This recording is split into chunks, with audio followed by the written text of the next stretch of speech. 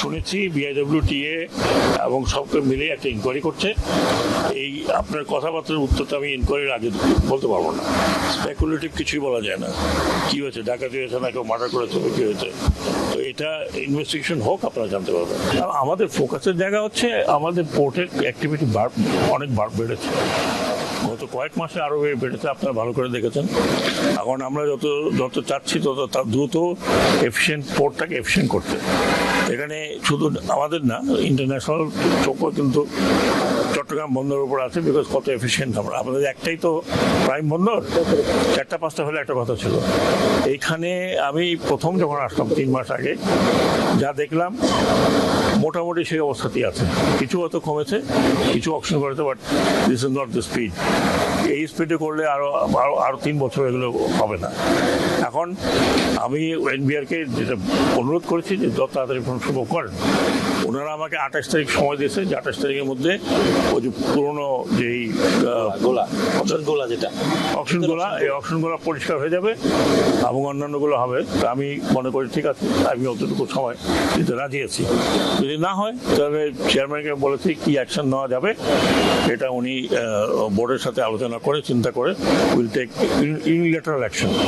আর এইরকম যদি পোর্ট বছরের পর বছর এই অবস্থা থাকে, একটু আগে দেখে আসলাম ট্রাক দাঁড়ানো সেগুলো কিছু অনিয়মের কথা আমি শুনলাম, সেই অনিয়মগুলো বের করার জন্য বলেছি।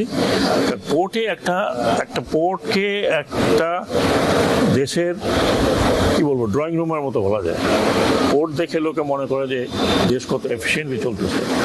আমাদের বলছি একটাই চিটাগাং পোর্টটার উপরে ফোকাস বেশি। বাংলা পোর্ট আছে অবশ্য, কিন্তু ওর অ্যাক্টিভিটি তখন চিটাগাং পোর্টের মতো নাই। এই জন্য আমি যেটা অন্তত আমাদের মন্ত্রণালয় এবং সরকার যেটা ইনসিস্ট করছে যে this port has to be smart port.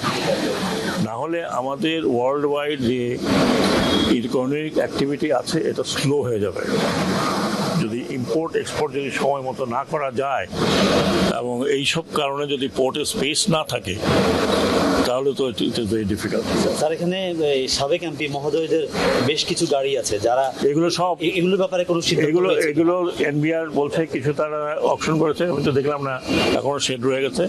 সব বলছে 28 ফেব্রুয়ারির মধ্যে, আপনি নোট করে রাখেন, 28 ফেব্রুয়ারির মধ্যে ওনারা এই সব অকশন দিয়ে নিলাম করে বিক্রি করে দেবে। একবার নাকি করেছে, পয়সা কম মানে ওঠে নাই, এইবার আরেকবার নাকি করবেন। কবে করবেন? কবে? 28 ফেব্রুয়ারির মধ্যে, আর 31 জানুয়ারির মধ্যে। আমরা 31 জানুয়ারির মধ্যে ডিউটি ট্যাক্স দিয়ে যদি কোনো মালামাল যাওয়া থাকে সেটা তো চলে যাবে। 31 জানুয়ারির মধ্যে আমাকে বলেছেন, আমি পোর্ট থেকে খবর নেব। 31 জানুয়ারির মধ্যে গতবারে যে টাকাটা মানে বিদে যে টাকা উঠেছে তার থেকে উপরে উঠলে, বেশি উঠলে ওনারা দিয়ে দেবেন।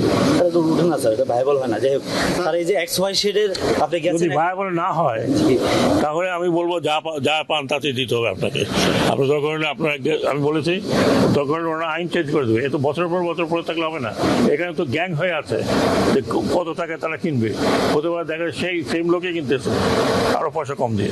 স্যার, আপনি XY শেডে গেছেন, অনেক আগে XY শেডটাকে বন্দর থেকে LCL কার্গো ডেলিভারির জন্য ডেজিগনেটেড করা হয়েছে। বে গ্রুপ নামে একটা প্রতিষ্ঠানকে দায়িত্ব দেওয়া হয়েছে, কিন্তু বন্ড লাইসেন্স পাওয়া সহ নানান প্রক্রিয়া অনেক দেরি হয়ে গেছে। সবশেষ সিদ্ধান্ত কি স্যার? সবশেষ সিদ্ধান্ত হলো আমাকে যেটা পোর্ট অথরিটি বলেছে সেটা হচ্ছে তাদের সাথে কোনো লিগেল ডকুমেন্ট নাই এবং তারা এইটা ক্যান্সেল করার জন্য আরো 1 বছর আগে বলেছে, তারপরে কোনো নতুন ডকুমেন্ট হয়নি। আমি মাত্র রিকোয়েস্ট করেছি বন্দর চেয়ারম্যানকে যে ওনাদের বোর্ডে আজকে বা কালকের মধ্যে বসে একটা সলিড ডিসিশন নিয়ে এটা ক্যান্সেল হয়ে যাবে।